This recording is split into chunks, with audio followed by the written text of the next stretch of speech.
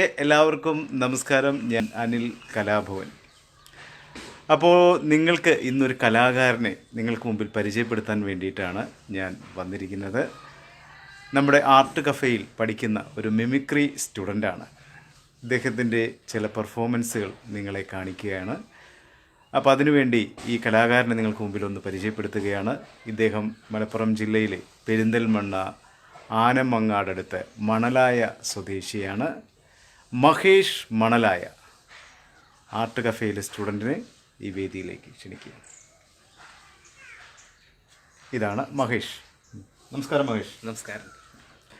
അപ്പോൾ ഇന്ന് ഇവിടുന്ന് പഠിച്ച കുറച്ച് ഐറ്റം നമ്മളെ പ്രേക്ഷകർക്ക് വേണ്ടി ഒന്ന് കാണിച്ചു കൊടുക്കാം. ഓക്കെ, ഞാൻ ആദ്യമായി ചെയ്യാൻ പോകുന്നത് കലിംഗ ശശി.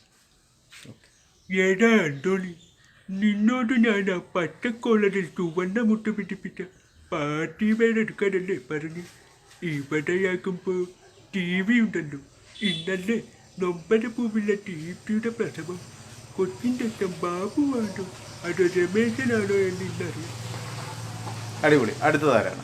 അടുത്തതായി തമിഴ് സിനിമയിലെ മൊട്ട രാജേന്ദ്രൻ. തമിഴ് സിനിമയിലെ മൊട്ട രാജേന്ദ്രൻ. வணக்கம் சார். அவங்க மொத்தமா 3 பொண்ணுங்க சார். அதான் சார் அவன் வந்து டவுட்டை கட்டிக்கிட்டு போயிட்டே இருக்கு சார்.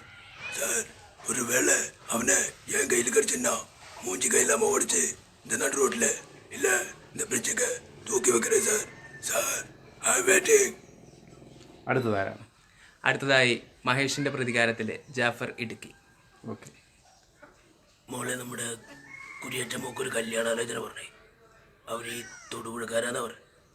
ചെറുക്കൻ കാനഡയിൽ നേഴ്സാ, നല്ല കുടുംബമാണെന്ന് പറഞ്ഞു. അവർ മോളെ ഒന്ന് കാണാൻ വന്നോട്ടേന്ന് ചോദിച്ചു. ഞാൻ പറഞ്ഞു മോളോടൊന്ന് ചോദിച്ചേച്ചും പറയാം. ചാച്ചനേക്കാളും ലോകപരിചയം വിദ്യാഭ്യാസമൊക്കെ നോക്കാം.